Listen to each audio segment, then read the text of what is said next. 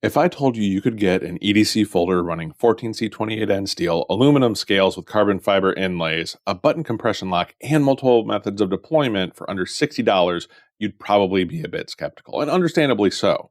But that's exactly what the Strike from Tactis Gear aims to deliver. Modern materials, fidget-friendly action, a unique blade shape, and everyday practicality without the premium price tag. So today we're going to take a closer look to see if this newcomer to the knife world is worth putting in your pocket. Now, because I'm big on transparency, I do need to let you know that Tactis Gear did send me this example free of charge for a review. They didn't dictate anything about the content of the review. They didn't tell me everything had to be positive, anything like that. So the thoughts and opinions that you're going to hear here are mine, but I wanted to make sure you had that context as we got into the review. So with that out of the way, let's get into it. So the biggest thing that you're probably wondering is the price. As I said, it's under $60. The version that I have here with the aluminum scales is $55, and there is also a slightly cheaper version with G10 scales for $50. And they do offer a discount through GovX for military, first responders, medical workers, and teachers. So if you qualify for that, you can actually get it for even a little bit less. So what you're getting here is a folder with a 3.15-inch blade and a 7.4-inch overall blade length. Now, with that blade length, it's not actually legal for me to carry out and about here. So I've carried this around the house, used it around the house, things like that. But if you are dealing with a 3-inch blade length law like me, it will be a little bit long for that. As far as the blade, as I mentioned, it is 14C28N steel. 14C28N is probably my favorite budget steel. It has great toughness, solid corrosion resistance, and it's extremely easy to sharpen. It may not be a super steel like your modern particle metallurgy steels, but it is definitely one that punches way above its price point. And it's, like I said, it's probably one of my favorite budget steels. But probably the most interesting thing about the blade is the blade shape. Now this, I had a hard time figuring out what to call it because it's kind of a cross between a tanto or a tanto, a drop point, and a spear point. So a tanto spear drop point, maybe? I don't know. But as I mentioned, you can get it with aluminum or G10 scales, and both of those come with the carbon fiber inlays here. And the lock is a button-operated compression lock, or there's any number of different terms. I think Vosteed calls it a top liner lock, but that's the style of lock that it is there. So enough about the specs. Let's get into the ergos, actually using this thing.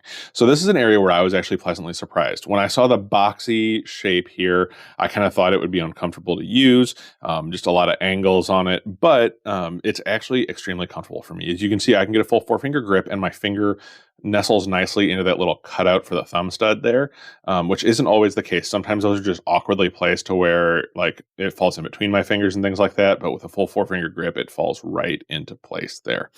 Now, when I'm using it, actually, just for reference on that, I have extra large sized hands as far as the gloves that I wear, so that'll give you kind of a context for that when you're looking at that.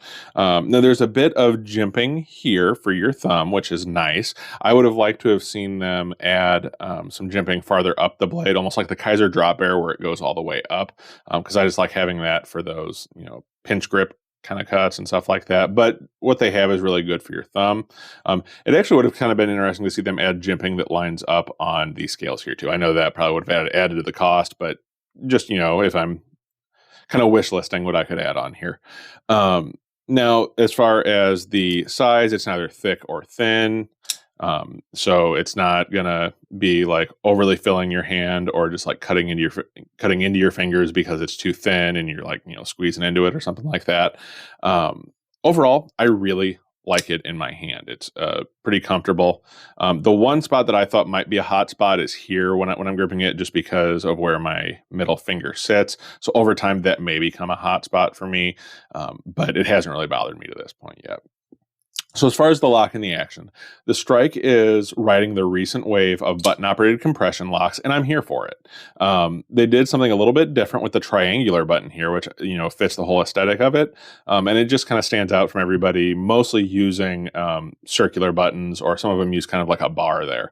Now, when opening, the button sits well above the scales there, so it's really easy to actuate. I do feel like the button is a little bit sticky on occasion, and I think the reason for that, I will try to get a good close-up there, as you can see there is a spring on the bar for the button. And I think that that is because it is designed so you can actually take it off of the bar, just like slide it off of the compression bar, and which is nice to be able to take it apart, but because of the way that the button and the blade kind of interact with that, it does make it a little bit gritty. Now, again, I think that was probably a cost-saving thing, but just if they could just maybe have it screw into the bar there, or just have it integral to the bar so you don't have to have that spring, I think that would really improve the feel of the action. But as it is, it's not bad. It's just something that I noticed. Now, it does have a very strong detent. Depending on your preference, that could be either a good or a bad thing. But like where I naturally push, I had to kind of get used to pushing at a slightly different angle than I usually do. And I think that may be because I'm used to 3-inch and smaller knives.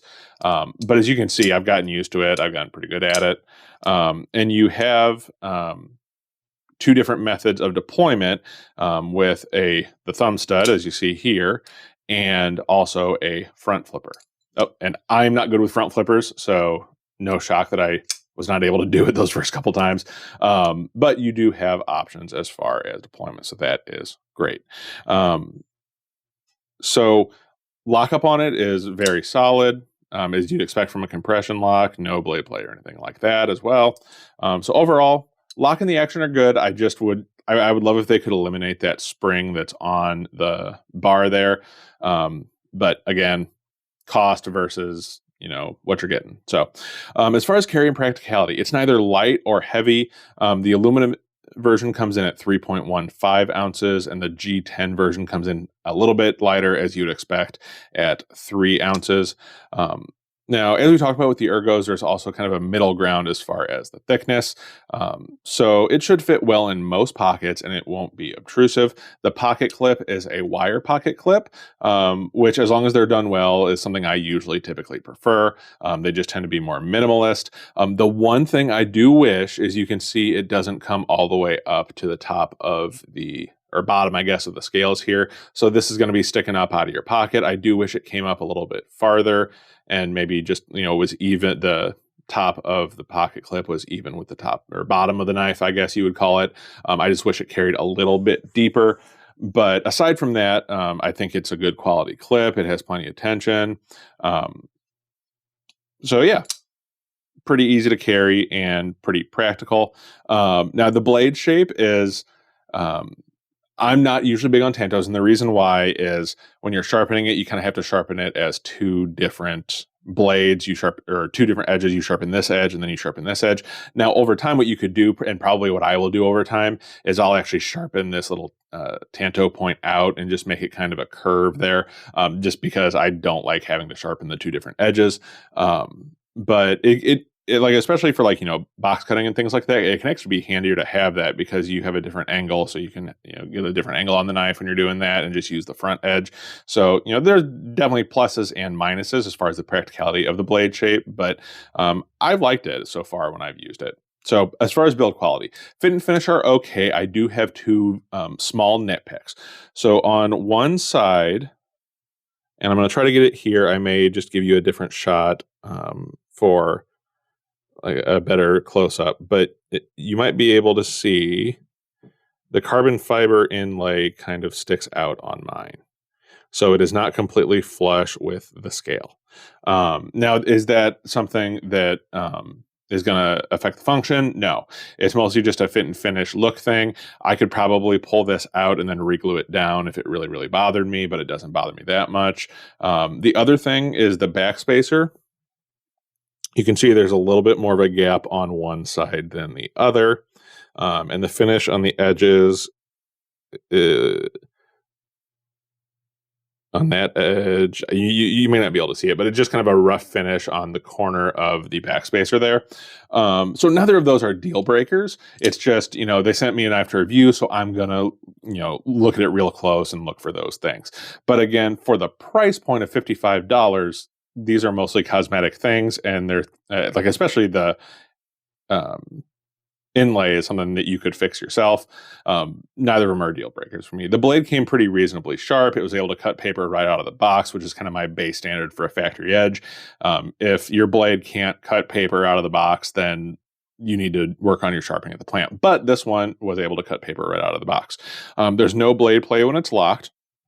And one of the big pluses as far as build quality for me is that all of the hardware here is T8 all the way around. Oh, nope, I was wrong on that. Maybe. Nope, they are T6. I must have misremembered that. So we have T6 for the body screws. And T8 for the pivot. That's what it was. So apologize about that. Obviously, I have so many knives going through here. Sometimes I get that mixed up. So T6 for the body screws and T8 for the pivot is what we have here. So let's compare it to some other knives. Now, I picked all button compression or top liner, whatever term you want to use. Those are the knives that I picked. So first we have the most expensive one that I have we're going to compare it to, and that is the Spyderco Sage 6. And that was Spyderco's first button compression lock after the Smock, which was the only one that had it for so long. And I feel like this kind of launched all of the other button compression locks. We also have the Vosteed Hedgehog, one of my favorite chonky boy knives. And I have done a review on that one, so I'll put the link up here for you can check out that one. And I also did one for our next knife. That is the Vosteed Porcupine. Again, I will put a link up here for that. And last but not least, we have another one from Vosteed, and that is the Vosteed Croc. Now, one of the things I noted, with the spring on this, none of these have that same spring on the bar. So these are all a little bit smoother in the button pressing on the action. But one of the things to compare about all of these is all of these are at least... like the cheapest is going to be the, oh, I forgot one. You ever forget? It happens to me. The Kizer Drop Bear. Now, the Kizer Drop Bear is actually, I was going to reference the closest to the Strike as far as price. This one is $60 is what I paid for it. So you're still paying $5 more for that than you are for the Strike, and you are getting aluminum scales and a carbon fiber inlay on the Strike for reference. But the Sage 6 is $220. The Vosteed Hedgehog is $130. Both the Porcupine and the Croc are $70. So all of these are going to come in more expensive than the Strike. So let's get into the pros and the cons on the Strike. So the biggest pro, and I've kind of harped on it, it has to be the value. This is for $55, aluminum scales, 14C, 28N, and a carbon fiber inlay. You're really getting a really, really awesome value here. The Ergos are pretty comfortable, especially for how angular the design is. And it also has a very unique blade shape. So if you just like a cool looking knife with a different blade shape, this is probably a good option for you. So the cons for me, the blade length being a little over 3 inches. So for me, it's a no-go in my restrictive blade area. For most of you, that will not be a con because it's just kind of a different length of knife for you. But for me, it was a little bit of a con. Sharpening is going to be a little bit more complicated, like I mentioned, with the Tanto-esque blade. Although, like I mentioned, what I'm going to do, I'm probably just going to sharpen the Tanto point out and turn it into just kind of a almost like a reverse Tanto is probably what I'll have it looking like. You just have to sharpen the two edges separately if you want to do it properly.